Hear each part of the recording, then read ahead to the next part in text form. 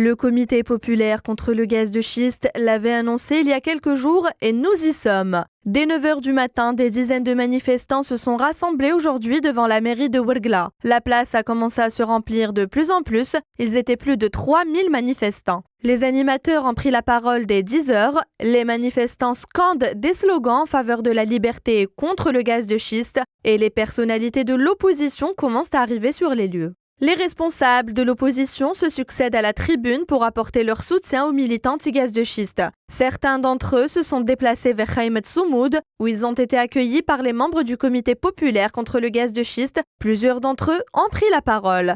À l'image de Tahar Belabas, figure du mouvement des chômeurs, qui salue l'opposition et dit qu'il est prêt à aller loin avec elle. Mohsen Belabas, président du RCD, qui a déclaré qu'In Salah leur a donné des leçons et envoyé des messages de résistance et d'intransigeance, mais que ce pouvoir ne savait pas lire les messages. Sofiane Gileli, qui pense aussi que le pouvoir doit satisfaire ce que demande le peuple. Abdelwahab Farsawi, président du RAJ, a remercié les habitants d'In Salah et Ouargla, qui selon lui auraient donné une leçon de nationalisme et d'organisation pacifique. En effet, bien que les manifestants aient continué d'affluer vers la place centrale, le rassemblement touche à sa fin vers 13 h et les manifestants se sont dispersés dans le calme.